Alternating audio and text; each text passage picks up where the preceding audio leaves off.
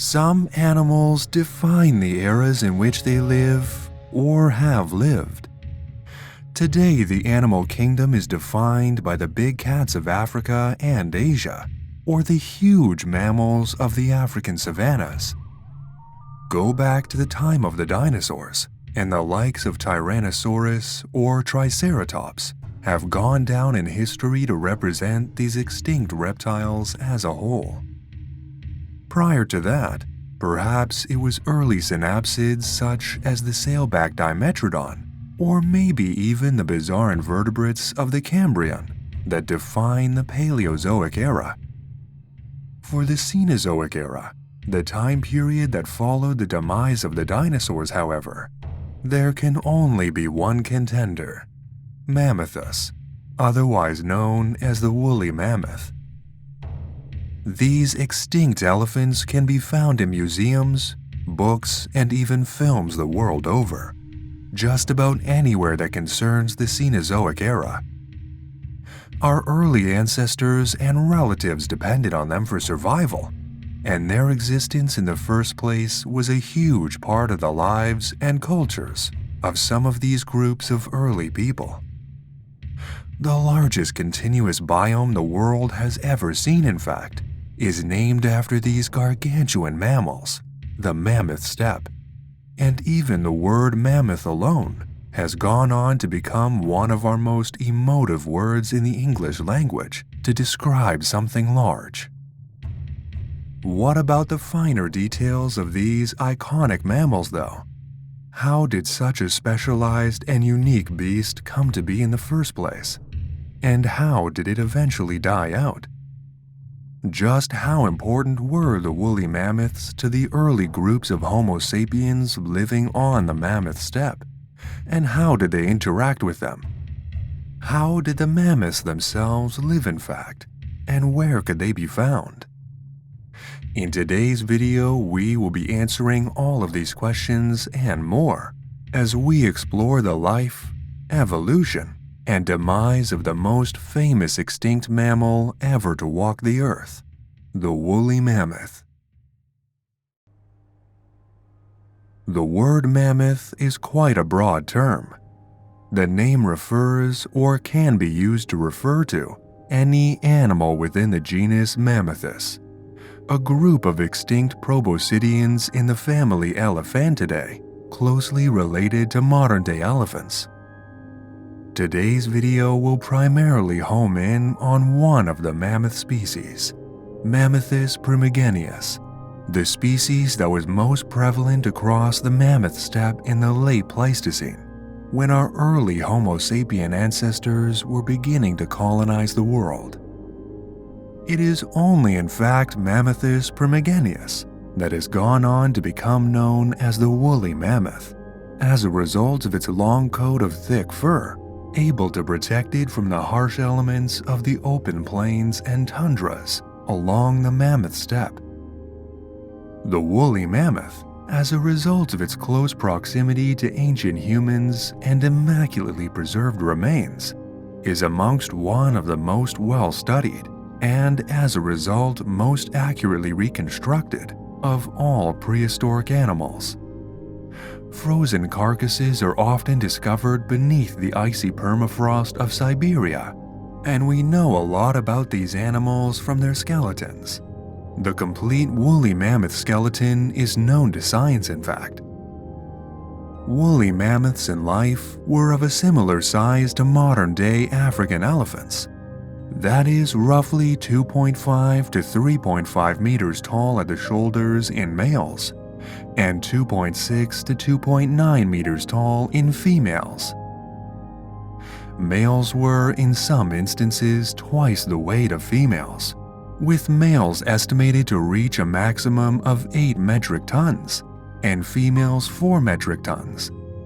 Even at birth, these animals were large, with newborn baby mammoths being thought to have weighed around 90 kilograms the second their feet touched the frosty ground. Despite the fact that modern-day elephants are only found in warm regions, the plains and forests of sub-Saharan Africa and the jungles of southern Asia, Mammoths were the complete opposite in terms of habitat, and they were well equipped for it. The woolly mammoth's namesake was a thick covering of hair, separated into two distinct coats.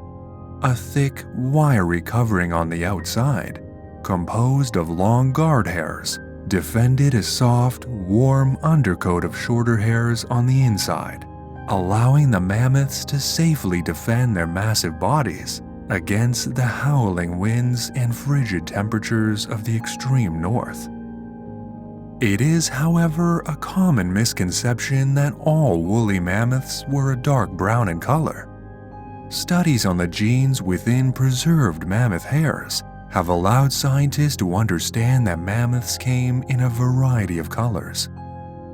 These huge mammals could be found in a range of browns, both light and dark, but some were near black in color. Others were much lighter, ranging from pale gingers to even blonde. Mammoth ears were noticeably small, an important adaptation to retain as much body heat as possible. A short tail served the same purpose, both features allowing the woolly mammoth to defend itself from the clutches of frostbite. While their skin was as thick as modern-day African elephants, they possessed a layer of fat 10 centimeters thick underneath their skin, which further assisted in keeping them insulated and warm out on the freezing tundra. The iconic tusks of the woolly mammoth were in fact modified incisor teeth, and the tusks found in the mammoths were more curved and elongated than those found in their living relatives. The longest tusks found in an individual woolly mammoth came from a male, growing to a massive 4.2 meters in length, longer than the animal was tall. The tusks of the females were on average smaller and thinner, measuring roughly 1.5 meters in length.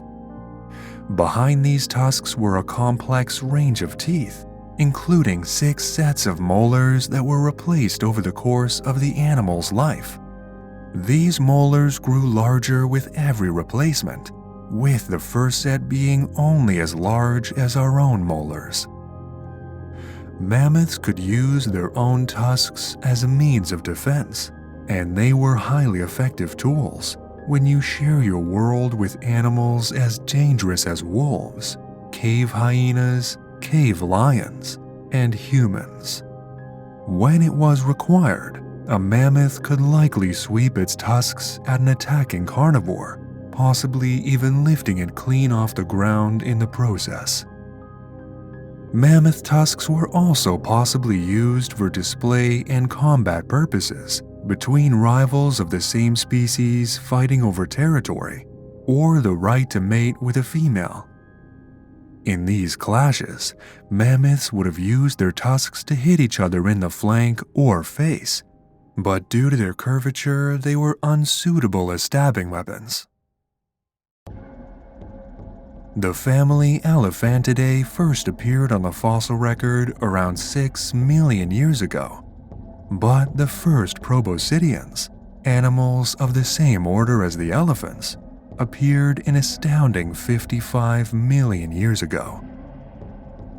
The first true elephants of the family Elephantidae first evolved in Africa, a lineage that would lead to both modern elephants of Africa and Asia, and the mammoths of the northern climes. Over the course of those 6 million years, there have been an estimated 10 distinct species of mammoth in the genus Mammuthus. Many remains from each species are known from varying localities across the world, so it is difficult to determine exactly when each species was present and where, and as a result, arguments about the validity of all of these mammoth species are ongoing. Mammuthus subplanifrons from the Pliocene epoch is thought to have been the first true mammoth to evolve, a slightly smaller species known from South and East Africa. This animal is thought to have been a common ancestor of later mammoth species. The first mammoth to cross the continents over into Europe and Asia was Mammuthus rumanus, a population of which eventually became Mammuthus meridionalis, otherwise known as the southern mammoth. The southern mammoth was eventually replaced by Mammuthus trogontherii, the steppe mammoth, which eventually gave way to the woolly mammoth, our species, around 400,000 years ago in Siberia. The distribution and range of the woolly mammoths was, compared to modern elephants, huge. By the end of the Pleistocene epoch, woolly mammoths could be found in almost all of the modern territories of the northern hemisphere, as far west as Portugal, encompassing all of Eurasia, and as far south as the northern reaches of China. Mammoths conquered the very northernmost realms of Siberia and even made it to the Americas 100,000 years ago when they crossed the land bridge at the Bering Strait in what is now far northeastern Russia. In the same manner as the humans who would eventually arrive there did, the mammoths spread out across North America once they arrived, crossing down from west to east through the northern reaches of Canada to what is now made up of the central and eastern United States of America. Although these animals were specialized, the habitat in which they lived was so prevalent across the last ice age of the Pleistocene that they managed to thrive the world over, at least until the end of the epoch brought about a series of important changes, but we'll hear more about those later. Much can be determined about how these huge mammals lived, thanks to the immaculately preserved remains uncovered from the permafrost of Siberia. It is thought first and foremost that mammoth groups were matriarchal, led by one experienced or old female. Evidence for this has been found in female fossils grouped together, as well as cave paintings depicting herds of animals. It can also be inferred then that these animals were highly social and possibly intelligent, like modern-day elephants. It is also thought that, like modern elephants, the woolly mammoths might have formed large herds, composed of multiple large family groups for defensive purposes at times of seasonal migration. Since the mammoths lived in more open areas than modern elephants, it is thought that such behaviors would have been more commonplace. Amazingly, mammoth trackways, formed by a herd that once migrated across the area now containing the St. Mary Reservoir in Canada, can tell us that many mammoths of different ages all lived and migrated together at once. These trackways even show the 2-meter distance between the strides of the adult mammoths and the closely spaced footprints of the babies who ran alongside the adults to keep up with them. Preserved remains of woolly mammoths have allowed us an insight into exactly what these animals ate too. These giant mammals were strict herbivores, thriving on a vast variety of sedges, grasses, and shrubs that populated the open spaces and woodlands of the mammoth steppe in the late Pleistocene. Mammoths supplemented their diets with flowering plants that would have grown in the vast meadows throughout the summer months, as well as mosses, herbs, and materials from trees. This broad variation in diet would have helped support their massive growth, and it is estimated that the average adult may have needed as much as 108 kilograms of food to sustain itself every day, foraging for up to 20 hours over the course of that time. The trunk was used to pluck grasses from the earth, which were then carried up to the mouth. Once in the mouth, the food was chewed with high-crowned teeth, which were well adapted to their diets of tough plant matter. More enamel plating on the teeth allowed the mammoths to chew their specialized diets for longer without damaging their molars. It is also thought in some instances that woolly mammoths might have used their huge tusks as shovels to clear dirt and snow from the earth in order to obtain plant matter within. Woolly mammoths, like modern elephants, are also thought to have grown throughout much of their lives, long past reaching maturity. Males are thought to have grown up until they reach the age of 40, 25 in females. The final set of teeth emerged when a mammoth was 30 years old, and when these molars were worn out, the mammoth would no longer be able to chew food. This would have resulted in the animal eventually succumbing to starvation. Studies into the lives and lifespans of mammoths indicate that they may have lived to around 60 years old, and the majority of mammoth individuals passed away in winter or spring, when the northern hemisphere was at its coldest. Mammoth calves were typically born throughout the spring and summer months, with the mating season running from late summer to autumn. It is thought that mothers had a possible gestation period of around 21 to 22 months in total, similar to modern elephants. Yearly, male mammoths are thought to have entered a period known as must, in the same manner as modern elephants. This was characterized by extremely aggressive behavior and the production of a smell known as temperin, created through glands between the eyes and ears. Heightened levels of testosterone would have made a mammoth in must one of the most dangerous animals on the planet. Incredibly, scientists have even been able to discern the presence of various bone diseases from mammoth remains. 2% of all discovered mammoth individuals suffered from osteoarthritis, some of which may have ended up with fused vertebrae as a result. Vertebrae inflammation was common, as were bone infections such as osteomyelitis. Fractures are present in the bones of some individuals, and parasitic flies have been found in the gut content of some of the more well-preserved woolly mammoths.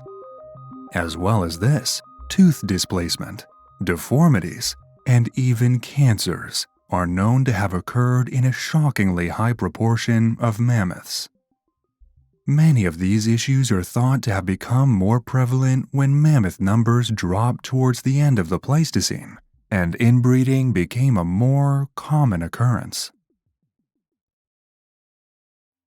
Throughout the course of the Upper Paleolithic period, between 30 and 40,000 years ago, woolly mammoths living in Europe and Asia would have begun to observe strange, new creatures entering their lands.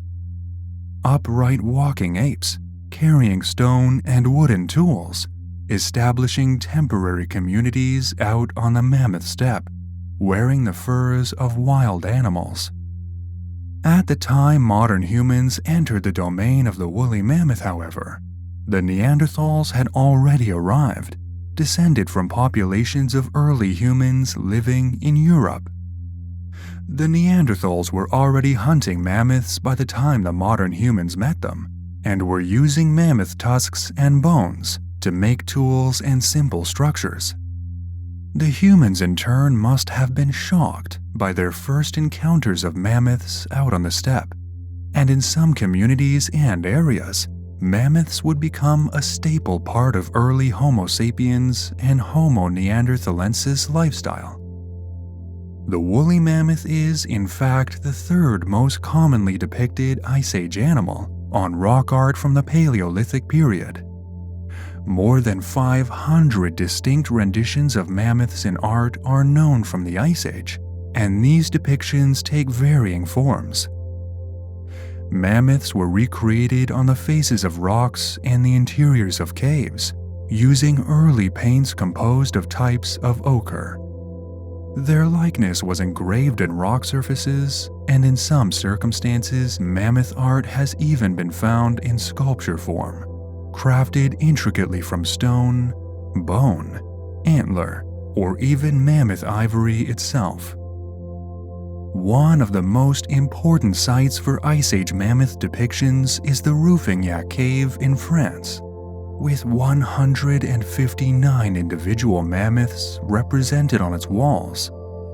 Many of these pieces of early art have been found alongside stone tools, which allows us to accurately date when they were constructed and by which species of human.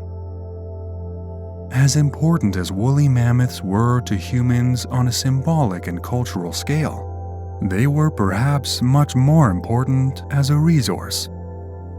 Over the time Ice Age humans have been studied, more than 70 individual sites have been discovered, which contain woolly mammoth bones used as construction materials, specifically as supports, doorways, and frames for basic dwellings. Mammoth bones and tusks were propped up in such a way that they formed a dome shape, and were then coated in a layer of animal furs and hides to insulate the people within against the harsh elements of the mammoth steppe. A lot of these huts are known from the plains of Eastern Europe, and some of them can be up to 24 square meters in size. Some are packed very closely together, perhaps in family dwellings, whereas some are spread further apart. Tusks were typically used for the doorways of these huts, whereas long bones, such as those found in the legs and ribs, were used as foundations and supports. Interestingly, many of these bones on these structures were from animals that had been dead for a long time before they were collected by the early humans. It is therefore thought that not all of the mammoths utilized by humans were killed by humans, and that many were scavenged, perhaps the carcasses of those that were killed by either predators or the elements. On top of this, mammoth remains were used in a number of different cultural circumstances. The bones of dead mammoths were fashioned into musical instruments, such as basic flutes gathered from the mammoth steppe. Their bones were carved into tools and even basic forms of furniture, and sometimes the shoulder blades and leg bones of mammoths were used to adorn and cover dead bodies during funerary rituals and burials. Weaponry has been crafted from mammoth bones, including spears, daggers, and even in one instance, a boomerang. Early humans were able to discover for themselves that mammoth ivory was one of the best materials for producing durable and effective spear points. The toughness and customization properties of this material led to many hunters opting to tip their spears with ivory points, which would then be used in turn to hunt more mammoths. It is even thought that some early humans managed to straighten out mammoth tusks to use them more easily in art and tool making. But exactly how they managed to do this is unknown to scientists. Our ancestors did not just take the remains of long-dead mammoths, however. Famously, many woolly mammoth individuals fell victim to the crafty hunting methods and trapping devices of early humans, both from Homo sapiens and Homo neanderthalensis. Cutting and chopping marks on many mammoth bones indicate that these animals were hunted and butchered, their meat being stripped from the bone, cooked, and consumed by members of early groups of humans. Humans are known to have created pitfall traps for animals as large as mammoths. A deep pit would be dug in the ground, low enough for the majority of the woolly mammoth to fit inside. Sharp, elongated spears, usually made of pointed and carved wood, were fixed into the bottom of the pit, pointing upwards. Finally, the pit was covered with a layer of vegetation to mock the color of the surrounding ground, and all the humans needed to do was wait. If placed in the right location at the right time, a mammoth would eventually be unlucky enough to fall in through the delicate vegetation, impaling itself on the spears below. If it was not killed quickly, the humans would soon return to finish it off, stabbing with stone or ivory-tipped spears to quicken the job. From there, the mammoth was removed from the pit, butchered, and all of its materials would be used to sustain those who killed it. Everything was useful out on the mammoth steppe. Furs kept people warm, meat sustained them, and the bones could be used in construction and tool-making. While mammoth specimens showing direct evidence of predation by humans are less common than those that do not, scientists have previously discovered woolly mammoth carcasses with spearheads embedded in the flanks and shoulders. The depth at which these spearheads have sat in the bodies of these mammoths indicate that they were launched with great force, likely with intention to kill, rather than just defend. Sites in Eastern Europe have been known to harbor the bones of up to 100 individual mammoths in total, whose bones have been pierced by stone spearheads. Some of these weapons were used so aggressively that they broke when they made contact with the bones of the mammoth. Such sites are known in Poland and Italy, where mammoths were likely a key food source for the early humans living there at the time. The majority of woolly mammoth populations began to die out around the late Pleistocene and early Holocene epochs. Around this time, much of the megafauna from around the world, from the mammoths to the giant ground sloths, had begun to feel the pressures of hunting and climate change, and had begun to decline. It is a difficult decision for scientists to make to determine whether or not it was overhunting by early humans, or changes in the climate at the end of the last ice age that drove the woolly mammoths to their extinction. Some scientists have met in the middle to determine that it was a combination of both causes. It is thought that mammoths were victims of their large size. Larger animals, when times are tough, cannot reproduce as fast as smaller animals due to their small population size and long gestation periods. Dead individuals cannot be replaced as fast with new generations, and populations generally begin to shrink. With fewer individuals on the scene, the population suffers further, and eventually the animals face extinction altogether. Since the mammoths were so well adapted and specialized to a life living on the mammoth steppe, a life of cold climates and specific plant matter, they would have found it extremely difficult to cope as the world warmed when the last ice age began to end. As the plains of Eurasia were swapped with open woodland, the grasslands began to disappear, and the mammoths could no longer rely on their food sources and habitats. Add to this the overhunting by early humans, who could not reliably monitor their populations, and you have a recipe for disaster. It is, however, important to remember that the extinction of the woolly mammoth is not something that happened fast. It was a slow, grueling decline, intermittently dispersed with moments where it looked like the mammoths could possibly make a comeback. Populations increased with later glacial periods, something that happened a few times towards the end of the Ice Age. But ultimately, the general rise in temperature spelled doom for the woolly mammoths. The last mammoths are known to have existed on islands in the furthest northern reaches of the world, two of the most famous of which are the mammoths of St. Paul Island in Alaska and Wrangel Island in the Arctic Ocean. The latter of these were the last surviving woolly mammoths, and they managed to hold out until just 4,000 years ago, around 500 years after the Giza pyramids were constructed.